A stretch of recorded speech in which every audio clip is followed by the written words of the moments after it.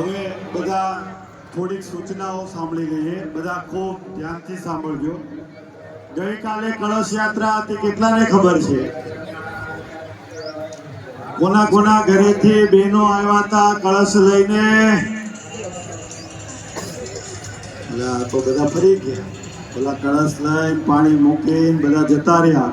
પણ તમે બધા લકી છો, ભાગ્યશાળી છો, કારણ કે જે પ્રસાદીનું જળ અહીંયા આવ્યું છે એનાથી દાદાની પંચમુખી હનુમાનજીનું સ્વરૂપ જોયું છે ને બધાએ? એમનો અભિષેક કરવાનો લાભ મને મળશે. કોને મળશે? તમે બધા ખુશ છો ને? ખોટા છો. હવે તમને બધાને મળશે.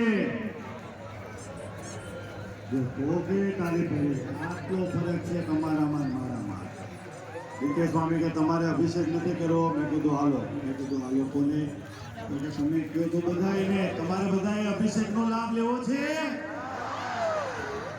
આ ફર્સ્ટ ટાઈમ થઈ રહ્યું છે. ઇતિહાસમાં પંચમુખી જે આપણા હનુમાનજી મહારાજ ઉત્સવ સ્વરૂપ એમનો અભિષેક કરવાનો લાભ તમને બધાને મળવાનો છે.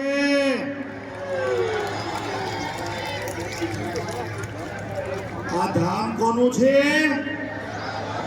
અને દાદાનું ધામ એટલે કોનું? એટલે તમને બધાને લાભ મળવાનો છે. આયા કોકને લાભ મળે, કોકને ન મળે એવું કઈ છે? એ તો લોકોનો ભ્રમ છે. મને એકને જ લાભ મળ્યો, બાકી બધા રહી ગયા એવું નથી.